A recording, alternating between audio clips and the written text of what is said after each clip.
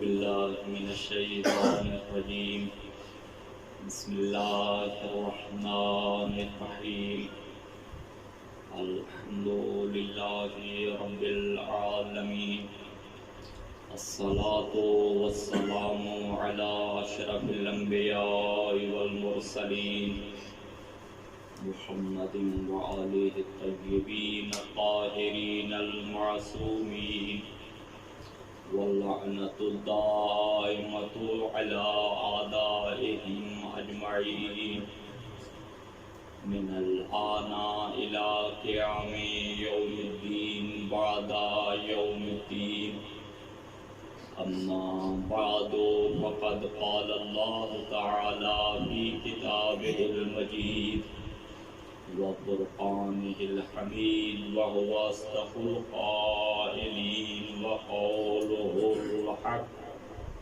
أعوذ بالله من الشيطان الرجيم بسم الله الرحمن الرحيم الله نور السماوات والأرض مثل نوره كمشكاة فيها مصباح المصباح في زجاجة الزجاجة كأنها كوكب دري يوقد من شجرة مباركة زيتونة لا شرقية ولا غربية يكاد زيتها يضيء ولو لم تمسسه نار نور على نور يهدي الله لنوره من يشاء ويضرب الله الأمثال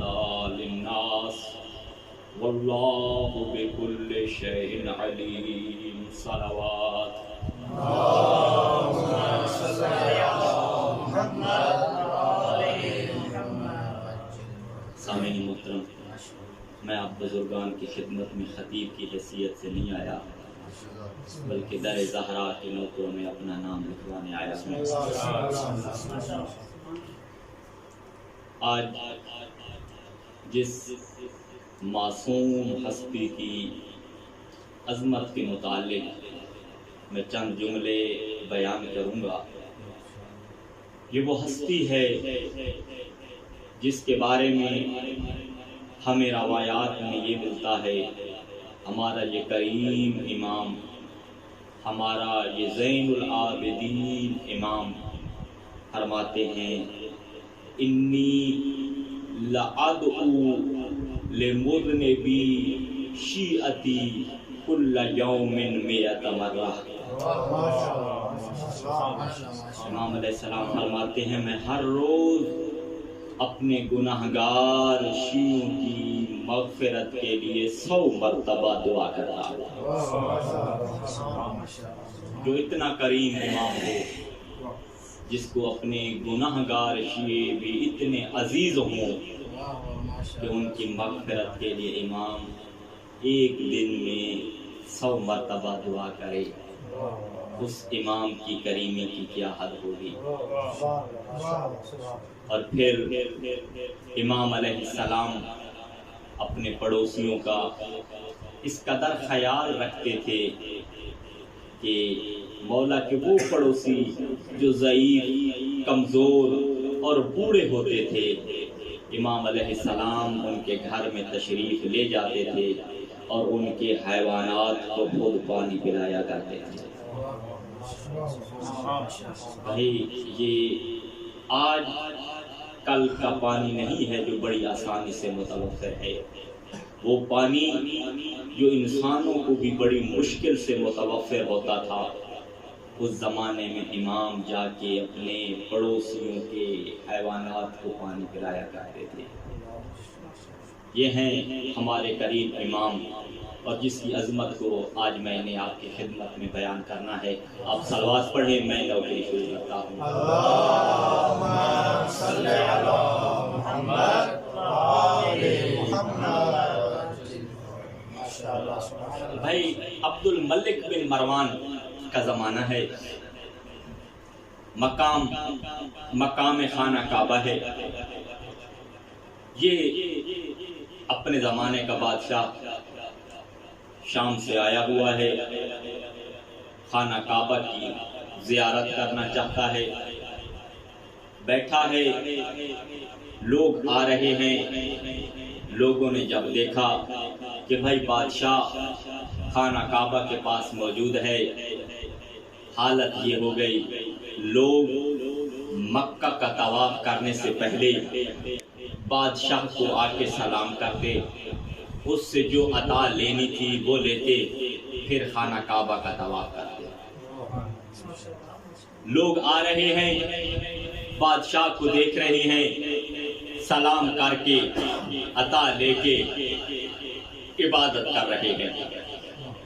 اور پھر آپ جانتے ہیں بادشاہوں کو اس قسم کے پروٹوکول کی ضرورت بھی ہوتی ہے، ان کی عادت بھی ہوتی ہے کہ بھئی لوگ ہماری طرف متوجہ ہوں، ہم عطا کریں اور پھر انہوں نے جو کام کرنا ہے وہ کریں. ابھی تک یہی ہو رہا تھا. اچانک امام حسین کا نور نظر، عبادتوں کی زینت، سجدوں کی رفت، خرامہ خرامہ چلتے ہوئے خانہ کعبہ کے طواف میں مشغول ہو گئے. سید سجاد عبادت میں اتنے محو ہوئے، اتنے اخلاص سے عبادت کر رہے تھے، عبد الملک بن مروان تڑپ گیا. کہا یہ کون ہے جو میری طرف نہیں آیا، عبادت میں مشغول ہو گیا؟ کسی نے بتایا تو نہیں جانتا؟ کہا نہیں. کہا یہ حسین کا بیٹا سید سجاد ہے، اللہ کے رسول کا وارث ہے. سلام آباد رہے. کہا بھئی یہ اللہ کے رسول کا وارث ہے، حسین کا بیٹا ہے. کہا اچھا. غور سے دیکھنے لگا. بھائی قدر شناس بیٹھے ہو، میرے جملے کی قدر کرنا. امام علیہ السلام کی عبادت کو دیکھتے دیکھتے ایک جملہ کہا پہلے جو بھی آئے، جنہوں نے بھی طواف کیا، ہمیں بھی لگتا تھا، ہم نے بھی دیکھا تھا بھی یہی. وہ آتا خانہ کعبہ کا طواف کرتا، وہ آتا وہ حجر اسود کا بوسہ لیتا، وہ مطاف پہ چلتا. لیکن ابھی جو طواف کر رہا ہے ایسے لگتا ہے یہ طواف نہیں، خانہ کعبہ اس کا طواف کر رہا ہے.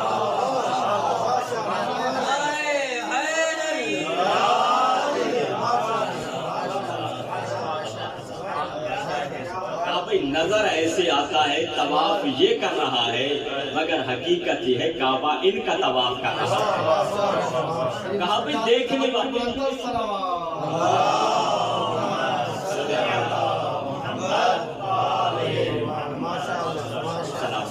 آباد رہے شاد. کہا بھئی دیکھنے والا دیکھ یہی رہا ہے کہ یہ حجر اسود کا بوسہ لے رہا ہے، لیکن حقیقت یہ ہے حجر اسود ان کے ہاتھوں کا بوسہ لے رہا ہے. دیکھنے والا تو یہی دیکھتا ہے مطاف پہ چل کے یہ خانہ کعبہ کا طواف کر رہا ہے، مگر حقیقت یہ ہے مطاف اپنے رخساروں کو ان کے پیروں کی تلیوں پہ مل رہا ہے.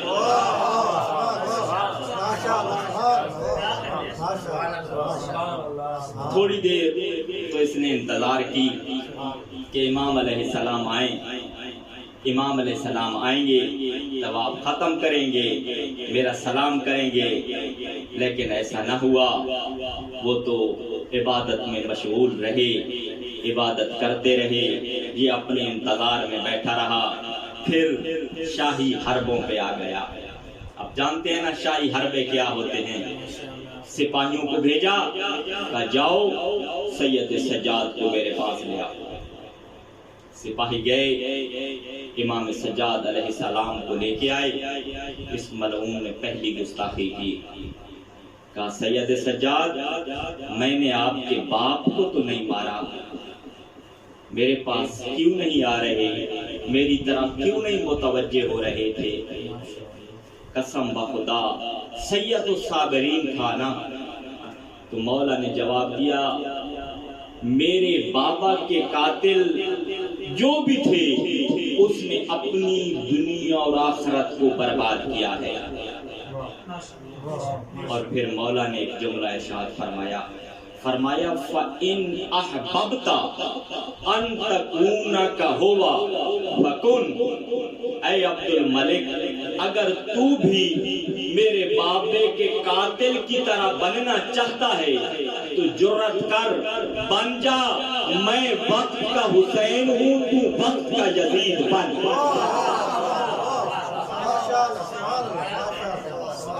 میں وقت کا حسین ہوں، تو جرأت کر وقت کا یزید بن کے دکھا۔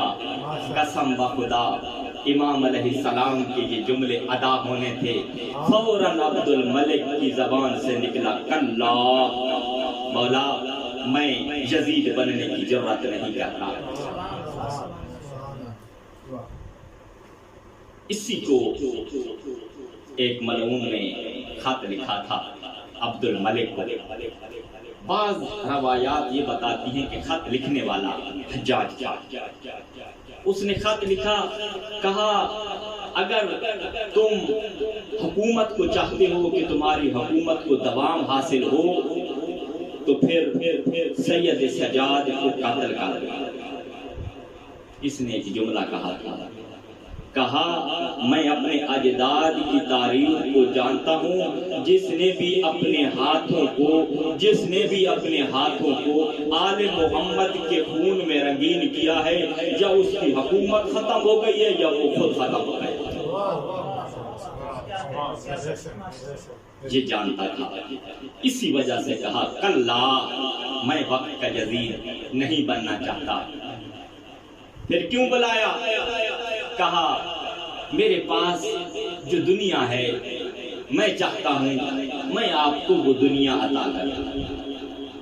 جب مولا کو دنیا عطا کرنے کی بات کی تو اس وقت مولا نے اپنے دونوں ہاتھوں کو بلند کیا اور 3 مرتبہ یہ جملہ فرمایا اللہم ارہ حرمت اولیائک عندک، اللہم ارہ حرمت اولیائک عندک، یا اللہ تو اپنے اولیاء کی حرمت اور عظمت اس کو دکھا۔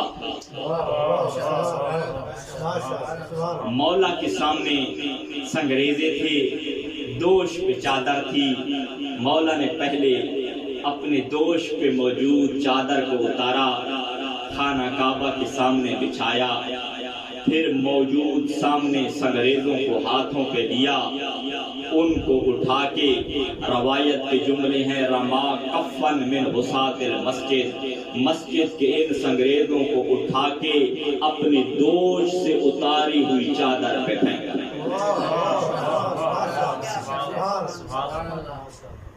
اب جب ان سنگریزوں کو پھینکا تو ہوا کیا؟ روایت کے جملے ہیں کہ وہ جو ردا تھی وہ موتیوں سے بھر گئی، یکاد شعاعها یخطف الابصار، اور وہ فقط موتی نہیں بنے تھے، ایسے موتی بن گئے تھے جن کی چمک اتنی تھی دیکھنے والا ان موتیوں کو دیکھ بھی نہیں سکتا تھا۔ راوی کہتا ہے بھائی آپ نے بھی مشاہدہ کیا ہوگا کتنے سنگریزے آتے ہوں گے، 10 12 14 20۔ کہا مولا نے ہاتھوں پہ اٹھائے تو سنگریزے تھے، پھینکے تو سنگریزے تھے، جب چادر پہ آئے تو سنگریزے نہیں در تھے، مگر کتنے در تھے؟ راوی کہتے ہیں قسم بخدا امام کی جتنی چادر تھی وہ پوری کی پوری چادر موتیوں سے بھر گئی تھی۔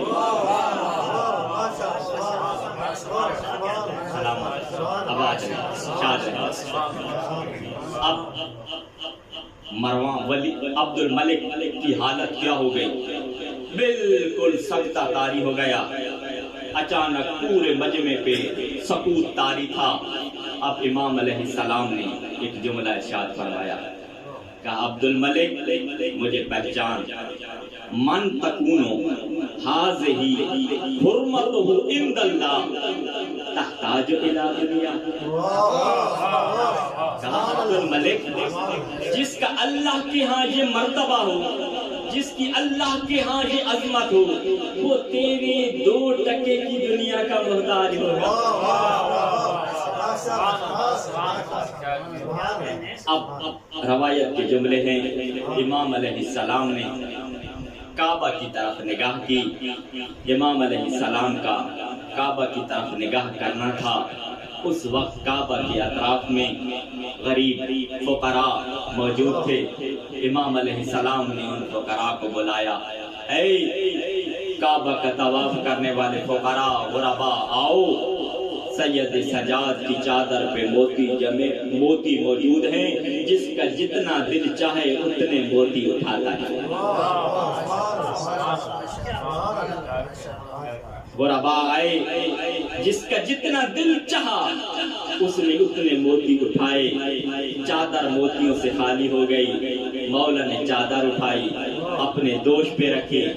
بھائی میں یہاں پر ایک جملہ کہوں گا، وہ فخر کعبہ جس نے کعبہ کے پاس بیٹھ کے سنگریزوں کو ایسے موتیوں میں بدلا جو بادشاہوں نے بھی نہیں دیکھے تھے، اور پھر بغیر مانگے فقراء کو عطا کیا، ایسے فخر کعبہ کو سجاد کہتے ہیں.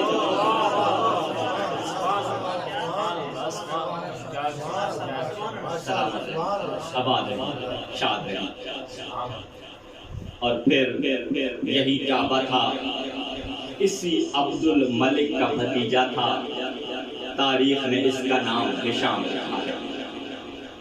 اور تقدیر نے بھی کیا کیا نہیں کیا، لیکن ان کے لیے تقدیر نے یہ ضرور لکھا ہے، جیسے چچا کو اللہ نے کعبہ کے پاس رسوا کیا، ویسے بھتیجے کو بھی کعبہ کے پاس سید سجاد کے ہاتھوں رسوا کیا.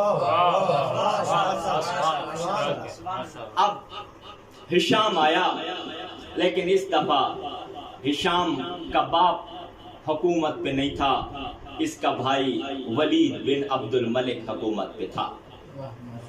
اب ہشام شام سے چلا، لاہو لشکر اس کے ساتھ تھا. مکہ کی زیارت کے لیے، حج کرنے کے لیے یہ چلا.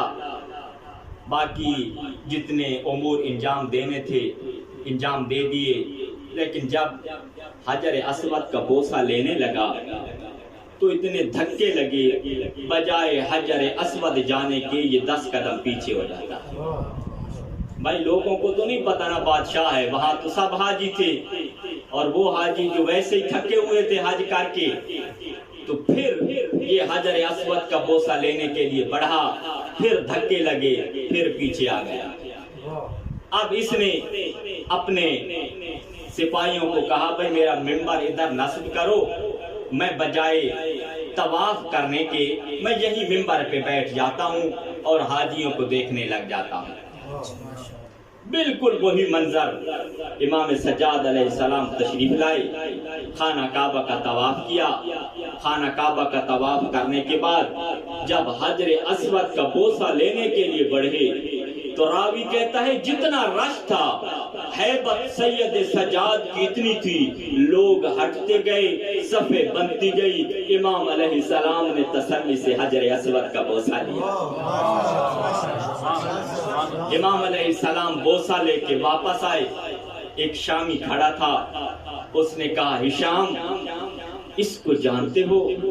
دیکھو کیسی ہیبت تھی. اس کی ہیبت کو دیکھ کے لوگ ہٹتے گئے، راستہ بنتا گیا. انہوں نے حجر اسود کا بوسہ لیا اور واپس آ گئے. کون ہے؟ اب ہشام نے تجاہل عارفانہ سے کام لیا. جانتا تھا کہ کون ہے، کہا میں نہیں جانتا.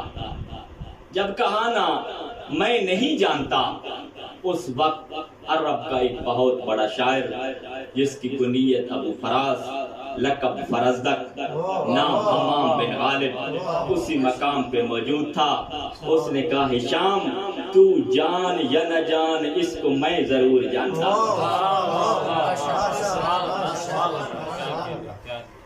لوگوں نے کہا تم کون؟ کہا میں فرزدق.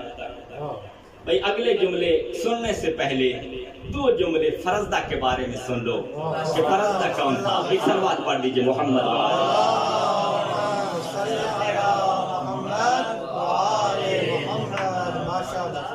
بھائی آپ تھک تو نہیں گئے؟ شاد رہے. کہا میں فرزدق ہوں. یہ فرزدق 19 ہجری کو پیدا ہوا، 110 ہجری میں اس کی وفات ہوئی. یہ بصرہ میں پیدا ہوا. جب بصرہ میں پیدا ہوا تو اس وقت بصرہ میں ادب کا عروج تھا. تو اس کے بعد میں اس کو بھی اشعار یاد کرانے شروع کیے. یہ اشعار کو یاد کرتا گیا. جب اس نے اشعار کو یاد کر لیا، تاریخ نے لکھا ابھی 16 سال بھی مکمل نہیں ہوئے تھے اس سے شاعری پہ ملکہ حاصل ہو گیا. تقدیر اس کو 36 ہجری میں اپنے باپ کے ساتھ امیر المومنین کی بارگاہ میں لے آئی. امیر المومنین علی بن ابی طالب علیہ السلام کی بارگاہ میں باپ بھی پہنچا، بیٹا بھی پہنچا. امیر المومنین نے بیٹے کو دیکھا. اس کے باپ کی کنیت تھی ابو اختل. امیر المومنین نے فرمایا اے ابو اختل من ھذا الغلام معک، یہ لڑکا آپ کے ساتھ کون ہے؟ کہا مولا ابنی میرا بیٹا ہے، وہ شاعر اور مولا شاعر بھی ہے. امیر المومنین نے فرزدق کے چہرے کو دیکھا، پھر اس کے باپ کو دیکھا اور فرمایا علمہ القرآن فہو خیر لہ. کہا ابو اختل اسے شاعری نہیں قرآن سکھاؤ، وہ اس کے لیے بہتر ہے. 16 سال کی عمر تھی فرزدق کی. یہ جملہ فرزدق کے دل پہ لگا. اور دل پہ کیوں نہ لگتا، کہنے والے کائنات کے امیر تھے. فرزدق گھر آیا اور تاریخ نے لکھا امیر المومنین سے ملاقات کر کے جب واپس آیا تو گھر میں 2 قسمیں کھائیں. پہلی قسم یہ کھائی کہ قسم بخدا اس وقت تک شعر نہیں کہوں گا جب تک قرآن کو حفظ نہ کر لوں. دوسری قسم یہ کھائی کہ میں اپنے آپ کو قید میں رکھوں گا اور آزاد نہیں کروں گا اس وقت تک جب تک میں قرآن کو حفظ نہ کر لوں. بعض علماء کہتے ہیں کہ نہیں، یہ قسم کھائی تھی کہ میں اپنے پاؤں کو بیڑیوں کے ساتھ پابند رکھوں گا، ان بیڑیوں کو تب کھولوں گا جب میں قرآن کو حفظ کر لوں گا. کہا اتنا وفادار تھا. دونوں قسمیں پوری کی. نیا شعر بھی تب کہا جب قرآن کو حفظ کر لیا، اور اپنے آپ کو قید سے بھی تب الگ کیا جب قرآن کو حفظ کر لیا. جب یہ قید سے نکلا، اشعار کہنا شروع کیے، تو آج بھی اہل ادب ایک جملہ کہتے ہیں کہ اگر فرزدق کے اشعار لغت عرب میں موجود نہ ہوتے تو لغت کا 1/3 ضائع ہو جاتا، وہ ملتا ہی نہیں. لغت کا 1/3 حصہ اگر موجود ہے تو یہ فرزدق کے مرہون منت ہے. اب یہ فرزدق جس کے اشعار کو سننے کے لیے لوگ بےتاب ہوتے، اب فرزدق نے جب کہا کہ میں اس کو جانتا ہوں تو انہوں نے امام سجاد علیہ السلام کی مدح میں ایک بہت بڑا طولانی قصیدہ کہا. جب یہ قصیدہ اس نے مکمل کیا تو امام الحرمین نے اس قصیدے کے متعلق ایک جملہ لکھا ہے. بھائی یہ جملہ سننا. امام الحرمین کہتے ہیں قسم بخدا فرزدق کا نامہ اعمال سے خالی ہو جائے اور اس کے نامہ اعمال میں فقط یہ قصیدہ ہو تو خدا بند متعال اس قصیدے کے بدلے اسے جنت عطا فرمائے گا. بھائی وہ کیسا قصیدہ ہوگا؟ جب یہ قصیدہ کہا آل محمد کی مد میں تو اس وقت ہشام کے چہرے پہ آثار غضب ظاہر ہوئے اور فوراً کہا ما قلتا فینا، ایسا قصیدہ ہماری مد میں تو کبھی نہیں کہا آپ نے. بھائی جب یہ کہا نا ایسا قصیدہ ہماری مد میں تو کبھی نہیں کہا، قصیدہ کہہ کے ہشام پہلے بھی جذبات کے عروج پہ تھا، مگر یہ جملہ سن کے اور اس کے جذبات کو معراج ہوئی اور ایک جملہ کہا پتہ ہے ہشام یہ قصیدے کب کہے جاتے ہیں؟ کہا کب کہے جاتے ہیں؟ کہا ہاتھ جدن کا جد ہی، ابن کا اب ہی، و امن کا ام ہی. کہا یہ قصیدے تب کہے جاتے ہیں جب آل محمد کے نانا جیسا نانا ہو، جب آل محمد کے بابا جیسا بابا ہو، جب آل محمد کی ماں زہرا جیسی ماں زہرا ہو، تب یہ قصیدے کہے جاتے ہیں.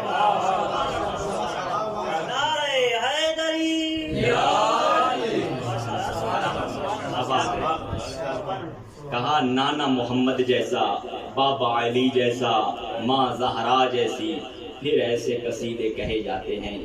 اب چونکہ ڈوز پوری آ چکی تھی ہشام کو، کہا بھائی اس کا وظیفہ کاٹ دو، اس کو وظیفے میں سے جو بیت المال سے ملتا ہے سب کاٹ دو.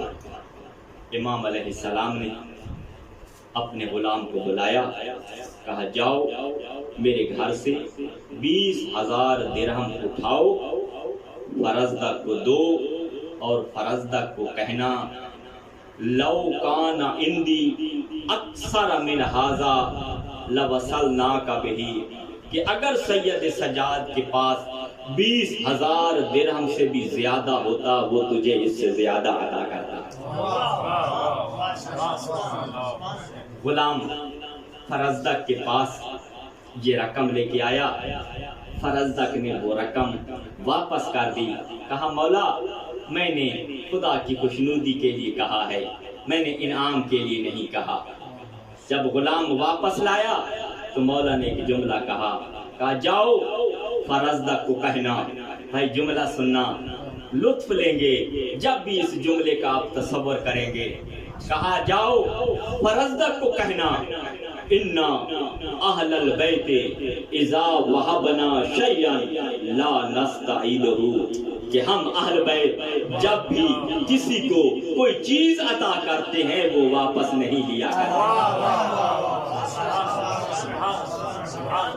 سلام آباد رہے، شاد رہے. اب ہشام نے فرزدق کو پکڑا. مکہ اور مدینہ کے درمیان ایک مقام تھا جس مقام کو کہتے ہیں عصفان، وہاں پہ ایک قلعہ تھا. اس قلعے میں فرزدق کو بند کر دیا اور پھر روزانہ دھمکیاں دیا کرتا تھا، میں آپ کو قتل کرا دوں گا، میں آپ کو مار دوں گا. فرزدق نے پیغام بھیجا امام سجاد علیہ السلام کی طرف، کہا مولا میں نے آپ کی مد میں قصیدہ کہا، جرم یہ ہے اب قتل کی دھمکیاں ملتی ہیں. امام علیہ السلام نے فرمایا اچھا قتل کی دھمکیاں دیتا ہے، دعا لہو وخلصہ اللہ. امام علیہ السلام نے دعا کی، ابھی دعا ختم نہیں ہوئی تھی، اس کی رہائی کا پروانہ آ گیا. رہا ہونے کے بعد سیدھا امام سجاد علیہ السلام کے پاس آیا، کہا مولا انہوں نے جو بیت المال سے عطا ملتی تھی مہا اسمی منا دیوان، اس دیوان سے میرا نام مٹا دیا ہے. مولا نے فرمایا کم کان عطاؤ، کتنا ملتا تھا تمہیں؟ کہا مولا قضا و قضا، اتنا ملتا تھا. امام علیہ السلام نے اپنے غلام کو بلایا، کہا جاؤ 40 سال تک اس کو جتنا بیت المال سے ملنا تھا اتنا ایک ہی دفعہ فرزدہ کو دے دو۔ اور پھر ایک جملہ فرمایا، امام سجاد علیہ السلام نے فرمایا لو علمت انک تحتاج اکثر من ھذا لعطیتک، اے فرزدق اگر تو 40 سال سے زیادہ کا محتاج ہوتا میں سید سجاد تجھے 40 سال سے زیادہ کی عطا دیتا۔ کہتے جو ہی اس کے 40 سال مکمل ہوئے یہ 40 سال میں فوت ہو گیا۔ امام علیہ السلام نے اسے دیا ہی اتنا تھا جتنا اس کی ضرورت تھی۔ بس وقت کافی ہو گیا ہے۔ اے عزاداران سید سجاد، آج امام علیہ السلام کی شہادت کا دن ہے، آئیں مل کے پرسا دیں۔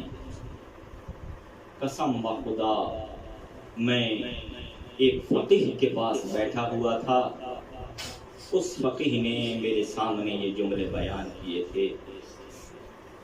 اس نے کہا میں نے تحقیق کی ہے، ہمارے وہ امام جن کا نام علی ہے ان اماموں پہ سب سے زیادہ ظلم ہوا ہے، اور اسی وجہ سے سید سجاد سے جب پوچھا جاتا مولا بتاؤ تو صحیح سب سے بڑی مصیبت آپ پہ کہاں آئی، تو بس 3 دفعہ ایک جملہ کہتے الشام الشام الشام۔ عزادار و راوی نے پوچھا مولا شام کا جو تذکرہ کرتے ہیں شام کو کیا ہوا، شام میں کیا واقعات پیش آئے؟ کہا کیا پوچھتے ہو، میری زوجہ جناب فاطمہ جب امام باقر علیہ السلام کو سنبھالتی تو ان کا چہرہ ننگا ہو جاتا، جب چہرے کا پردہ بنانا چاہتی تو امام باقر گر جاتے۔ امام علیہ السلام اس منظر کو دیکھ کے رو رہے تھے۔ عزادارو، اللہ کے رسول کا ایک صحابی ہے، نام تاریخ میں اس کا سہل لکھا ہے، وہ کہتا ہے میں شام کے بازار میں آیا، میں نے دیکھا لوگ ایک دوسرے کو مبارکباد دے رہے ہیں، میں نے پوچھا عیدوں کو تو میں بھی جانتا ہوں، آج کون سی عید ہے؟ لوگ ایک دوسرے کے گلے مل رہے ہیں، ایک دوسرے کو مبارکباد دے رہے ہیں۔ کہتا ہے ایک بوڑھا رو رہا تھا، میں نے پوچھا اے بوڑھا تو کیوں رو رہا ہے؟ اس نے کہا اے شخص لگتا ہے تو اس شہر میں اجنبی ہے، تمہیں نہیں پتا رسول کا بیٹا حسین شہید ہو گیا ہے، حسین کی بیٹیاں حسین کی بہنیں بے پلان اونٹوں پہ آ رہی ہے، حسین کا سر نو کے نیزہ پہ بلند ہے۔ کہا میں نے تڑپ کے پوچھا مدینے والا حسین؟ کہا ہاں مدینے والا حسین۔ کہا کس دروازے سے آ رہے ہیں؟ کہا باب سعد سے آ رہے ہیں۔ سہل کہتا ہے میں دوڑتا ہوا باب سعد پہ پہنچا، میں نے عجیب منظر دیکھا۔ کہا میں نے دیکھا سید سجاد کا پورا لباس سرخ ہو چکا تھا۔ کہا میں حیران ہوا، جس کے بابا کا سر لو کے نیزہ پہ ہو، جس کے ساتھ پھپھیاں ننگے سر آ رہی ہو، وہ سرخ لباس پہن کے آ رہا ہے۔ کہا جب میں قریب گیا میں نے دیکھا سید سجاد نے لباس سرخ نہیں پہنا ہوا تھا، بلکہ گلے سے خون اتنا آ رہا تھا، اس خون کی وجہ سے امام علیہ السلام کا لباس سرخ ہو چکا تھا۔ عزادارو، یہ کہتا ہے میں امام کے قریب گیا، میں نے امام پہ سلام کیا اور کہا مولا میں آپ کے نانا کا صحابی سہل ہوں۔ کہا سہل تیرے پاس پیسے ہیں؟ کہا ہاں مولا میرے پاس پیسے ہیں۔ کہا ان ان سر والوں کو پیسے دو، کہو میرے بابا کا سر دور لے جائیں تاکہ لوگوں کی نگاہیں وہ میرے پھوپھی زینب کے سر پہ نہ پڑے، لوگ میرے بابا حسین کا سر دیکھنے لگے۔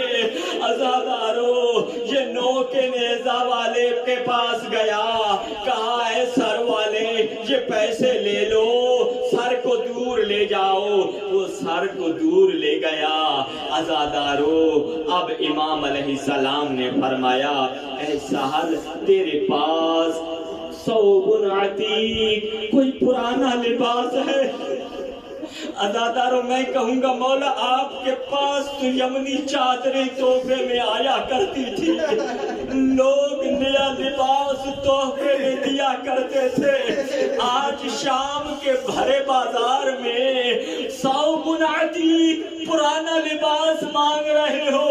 سہل نے بھی سوال کیا مولا پرانا لباس؟ کہا اس لیے کہ یہ جو توق میرے گلے میں ہے اکلت عنقی، وہ میری گردن کو کھا گیا ہے، میں اس کے گلے میں اپنے گلے میں یہ کپڑا رکھنا چاہتا ہوں۔ عزادارو، سہل نے امامہ اتارا، امام علیہ السلام نے اس امامے کو گلے میں رکھا۔ عزادارو، جانتے ہو توق تھا کس قسم کا؟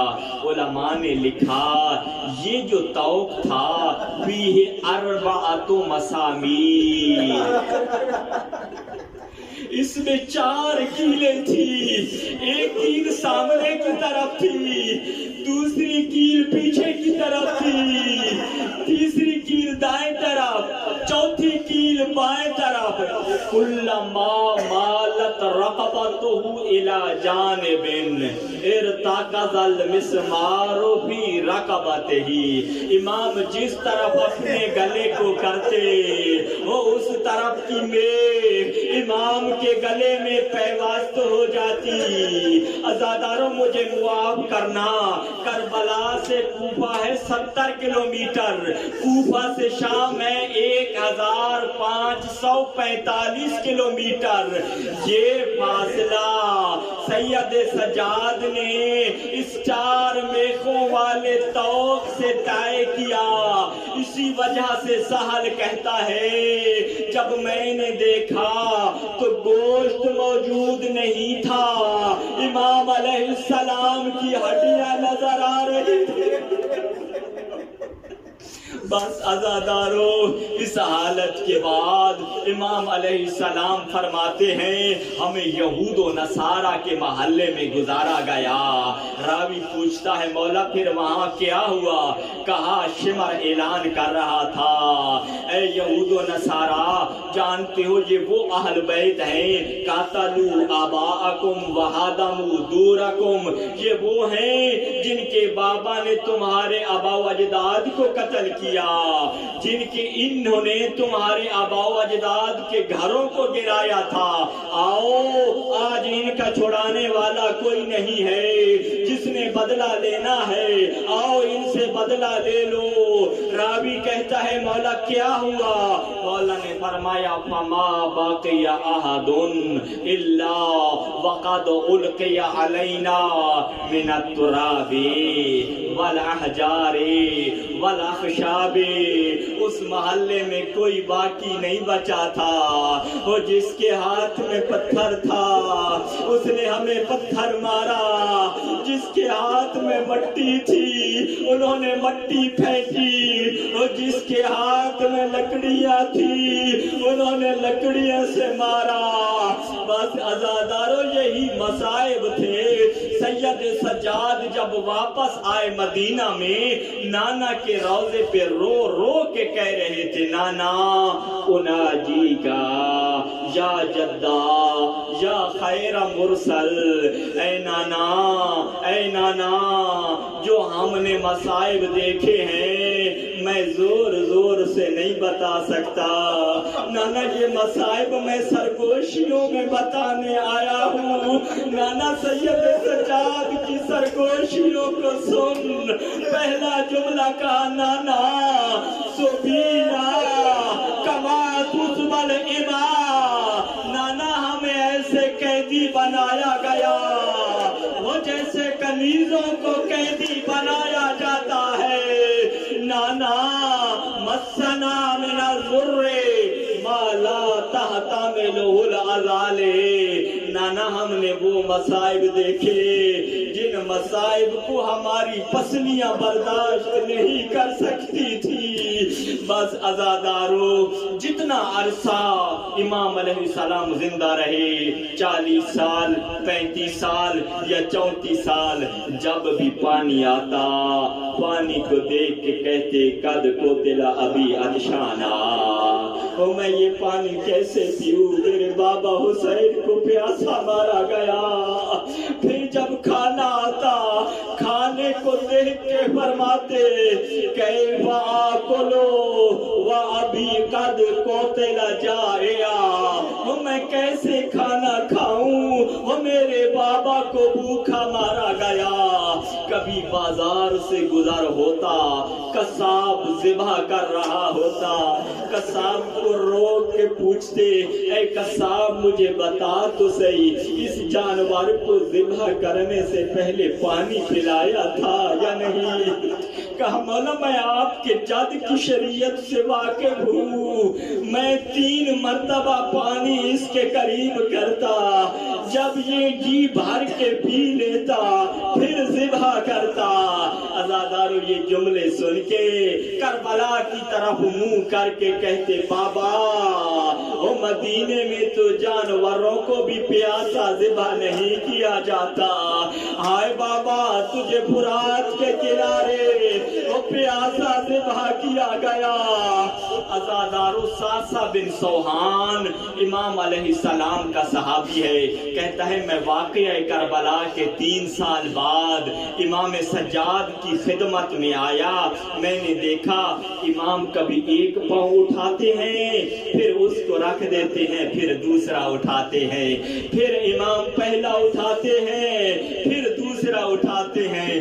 میں نے پوچھا مولا کیا ہوا، آپ بار بار پاؤں کو اٹھاتے ہیں پھر زمین پہ رکھ دیتے ہیں؟ کہتے ہیں ساسا میرے پاؤں میں زخم ہے، وہ زخم مجھے اتنا تکلیف دے رہا ہے، میں پاؤں اٹھا بھی نہیں سکتا رکھ بھی نہیں سکتا۔ کہا مولا یہ زخم کیسے ہوا؟ عزادارو مجھے معاف کر دینا۔ مولا نے فرمایا ساسا جب ہم کربلا سے کوفہ کے لیے نکلنے لگے تھے، وہ میرے گلے میں وزنی توق تھا، میرے ہاتھوں کو گلے کے ساتھ باندھ دیا گیا تھا، میرا اونٹ لاغر تھا، جب میرا اونٹ چلتا وہ میں اونٹ سے گر جاتا، پھر مجھے بٹھاتے میں پھر اونٹ سے گر جاتا، جب چند مرتبہ میں اونٹ سے گرا عمر سعد نے کہا زنجیر لے جاؤ، سید سجاد کے پاؤں کو اونٹ کے پیٹ کے ساتھ باندھ دو۔ ساسا کہتا ہے مولا پھر کیا ہوا؟ کہا ساسا پھر میں کوفہ تک گرا تو نہیں مگر تجر دم من رجلیہ، وہ میرے پاؤں سے خون جاری تھا۔ ساسا آ ذرا میرے قریب۔ عزادارو ساسا بن سوہان کہتا ہے میں مولا کے قریب گیا، اس جگہ پہ جہاں پہ زنجیر باندھا گیا تھا وہاں پر گوشت نہیں تھا، ہڈیاں باقی رہ گئی تھی، خون آ رہا تھا، زخم ابھی تازہ تھا۔ عزادارو یہی حالت تھی، بس امام سجاد کو زہر ملا۔ عزادارو 25 کی رات آئی، امام سجاد نے فرمایا اے باکر بیٹا اجلسونی وسندونی علی باب الدار، وہ مجھے گھر کے دروازے پر سہارا دے کے بٹھاؤ۔ عزادارو امام باکر سہارا دے کے بیٹھے ہیں، اچانک امام سجاد نے ایک طرف اشارہ کرنا شروع کیا۔ امام باکر پوچھتے ہیں بابا اس طرف کیوں اشارہ کر رہے ہیں؟ کہا باکر بیٹا میرا بابا حسین آ گیا ہے، وہ بابا حسین کہہ رہے ہیں سجاد سجاد میں تیری زیارت کو آیا ہوں، عجل الینا، ہماری طرف جلدی آؤ۔ عزادارو بس 25 کا دن آیا، وَإِذَا بِالْإِمَامِ مَدَّتْ يَدَيْهِ وَرِجْلَيْهِ وَعَرَكَ جَبِينُهُ وَسَكَنَ عَنِينُهُ وَفَاضَتْ رُوحُ الطَّاهِرَةُ، امام علیہ السلام کی شہادت ہوئی۔ عزادارو اتنے کمزور تھے، امام سجاد امام باقر نے اکیلا اٹھایا۔ امام ایسے ہو گئے تھے جیسے ہڈیوں کا ڈھانچہ، اٹھا کے امام غسل والی جگہ پہ لے کے گئے، مغتسل پہ رکھا۔ جب غسل دینے لگے اچانک چیخیں مارتے ہوئے غسل کو چھوڑ کے امام باقر باہر آ گئے۔ جابر بن جو بھی موجود تھے کہا مولا باہر کیوں آ گئے؟ کہا جابر ذرا میرے قریب آؤ۔ جناب جابر کو امام باقر لے آئے امام سجاد کے پاس، پہلے امام کے پاؤں کو دکھایا۔ عزادارو وہاں پر بیڑیوں کے نشان موجود تھے، پھر ہاتھوں کو دکھایا، ہاتھوں پہ کڑیوں کے نشان موجود تھے۔ پھر کہا جابر ذرا میرے بابا کے گلے کو دیکھو۔ جابر کہتا ہے میں نے دیکھا، امام علیہ السلام کے گلے پہ تو کا نشان موجود تھا۔ عزادارو غسل ملا، کفن ملا، امام علیہ السلام کا جنازہ شاہجان شان اٹھایا جا رہا ہے۔ جب بقیہ کے قریب پہنچا لوگ دوڑتے ہوئے آئے، کہا مولا بقیہ سے کسی بی بی کے رونے کی آواز آ رہی ہے۔